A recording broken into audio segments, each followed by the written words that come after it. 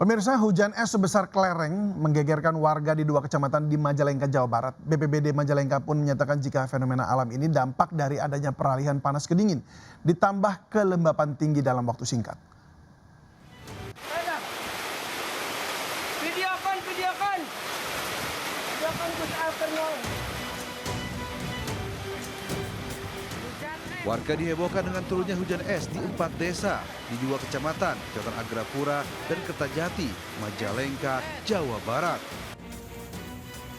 Hujan es yang disertai hujan deras dan angin kencang membuat warga sekitar histeris hingga viral di media sosial.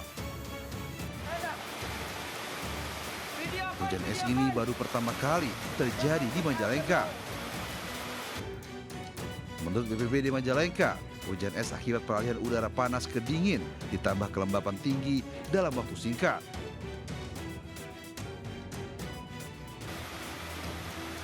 BPBD Majalengka masih melakukan pendataan di 2 kecamatan pasca hujan es yang terjadi secara tiba-tiba. Di Majalengka, Jawa Barat, Muhammad Zaini Johadi melaporkan. Sudah 10 hari tumpukan sampah di bawah flyover Ciputat Tangerang Selatan belum juga diangkut.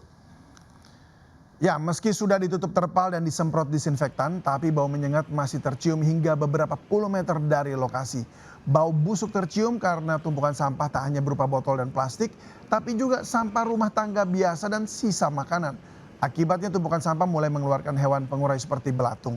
Selain memicu bau penyengat, sampah juga meluber ke jalan dan membahayakan pengendara.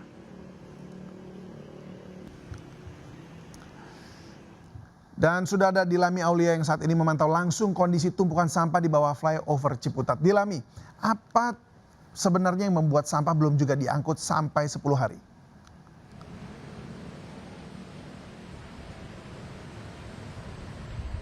Ya, selamat siang David dan juga pemirsa. Kalau misalnya kita gambarkan ya, tumpukan sampah ini masih menggunung di bawah flyover Ciputat menuju ke arah Pamulang. Bahkan kalau kita lihat ketinggiannya saat ini sudah sejajar dengan pagar pedestrian ya, dan ini juga cukup mengganggu karena di depan atau di seberang dari tumpukan sampah ini merupakan ruko makanan dan juga ruko toko-toko peralatan mainan anak-anak, dan para masyarakat atau pedagang mengungkapkan cukup risih ya dengan bau tidak sedap yang dikeluarkan dari sampah yang sudah ditempatkan di bawah flyover ini hingga 10 hari, David. Dan dari masyarakat juga biasanya menguturkan bahwa memang sampah ini biasanya selalu jadi TPS atau tempat pembuangan sementara, namun memang selalu diangkut oleh petugas kebersihan 1 hari sekali. Namun sudah 10 hari tetap terus menumpuk seperti ini. Bahkan dari pemerintah Kota Tangerang Selatan hanya menginisiasikan dengan menutup terpal saja, kemudian juga menyemprotkan disinfektan. Namun rasanya kurang efektif karena bau yang tidak sedap ini masih menyengat.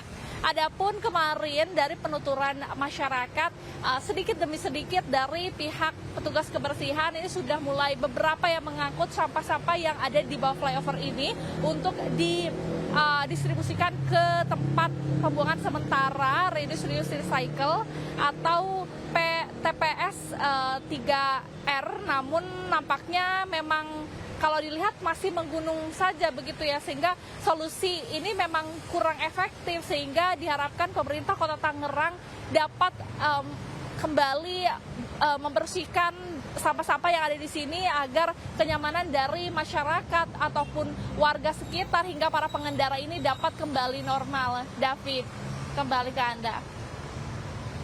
Baik, terima kasih Dilami Aulia untuk laporannya. Selamat bertugas kembali. Tumpukan sampah selalu menjadi masalah utama di Kota Jakarta. Berbagai cara dilakukan agar tidak menggunung, namun sampah tersebut masih ditemukan bertebaran di perumahan, jalan, bahkan hingga aliran sungai.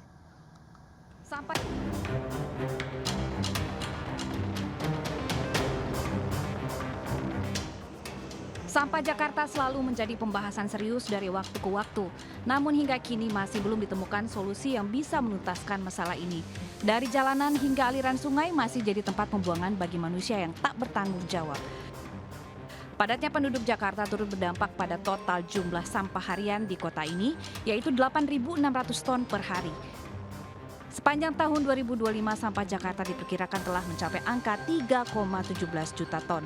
Sebagian besar sampah didominasi sisa makanan, plastik, dan kertas yang berasal dari rumah tangga. Sementara kawasan perdagangan menyumbang sampah kedua tertinggi sebesar 21,6%. Pasar tradisional juga turut menjadi sumber penghasil sampah ketiga terbesar, yaitu sebanyak 16%. Ironisnya, berbagai jenis sampah bercampur sehingga menjadi sulit untuk dipilih dan didaur ulang. Tumpukannya mengalir hingga ke tempat pembuangan akhir seperti Bantar Gebang salah satunya yang semakin hari semakin padat. Untuk Bantar Gebang, karena kita akan segera memulai PLTS pembangkit listrik tenaga sampah di Bantar Gebang, sesuai dengan pembicaraan dengan Danantara pada waktu itu dengan Pak Rosan secara langsung, akan ada 2 pembangkit listrik tenaga sampah dan mudah-mudahan 55 juta yang sekarang stok ada di Bantar Gebang secara signifikan pelan-pelan. Berbagai kebijakan pengelolaan sampah telah disusun pemerintah, namun realisasi di lapangan tentu saja butuh dukungan. Situasi ini tidak hanya merusak pemandangan, tetapi mengancam lingkungan dan juga kesehatan. Masyarakat tak seharusnya menunggu dari pemerintah, melainkan dimulai dari diri sendiri. Keinginan agar lingkungan menjadi bersih harusnya tumbuh dari kesadaran pribadi. Tim Liputan iNews melaporkan. Seperti adegan film action, penyergapan sindikat ganjal ATM berjalan dramatis di Jalan Pajajaran Bogor, Jawa Barat. Petugas melepaskan tembakan hingga salah satu pelaku tertembak.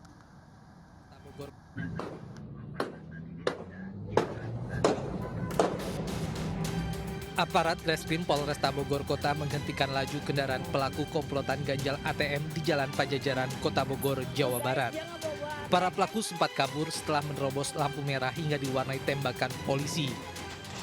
Aksi perlawanan para pelaku berhasil dilumpuhkan petugas usai salah satu pelaku terkena luka tembak. 2 pelaku lainnya ditangkap saat sembunyi di toilet dan atap rumah warga. Sebelumnya komplotan pelaku mesin ATM ini sempat dibuntuti polisi usai melancarkan aksinya di gerai ATM sebuah minimarket. 4 residivis itu mengganjal ATM dengan tusuk gigi dan menguras isi ATM korban senilai 210 juta rupiah dengan modus berpura-pura menawarkan bantuan kepada korban.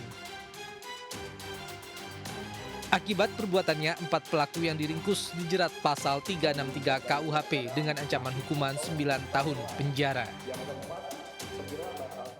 Tangis histeris pecah saat 6 dari 34 jenazah korban banjir bandang Sumatera Barat teridentifikasi. Penyerahan jenazah pada pihak keluarga diselimuti duka.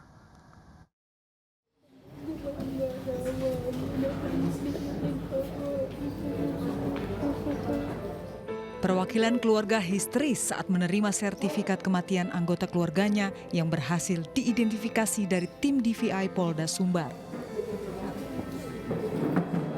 Sebanyak 6 dari total 34 jenazah korban banjir bandang di Provinsi Sumatera Barat yang sebelumnya dimakamkan tanpa identitas berhasil dikenali dan dijemput oleh pihak keluarga. Penjemputan dilakukan setelah Markas Besar Polri melalui tim DVI Sumatera Barat mengeluarkan hasil pemeriksaan DNA yang menyatakan adanya kecocokan antara data antemortem dan postmortem. Rencananya 2 jenazah akan langsung dimakamkan kembali di Kabupaten Solok dan 1 jenazah lagi dimakamkan di Pasaman Barat. Dari Padang, Sumatera Barat, Budi Sunandar, iNews melaporkan.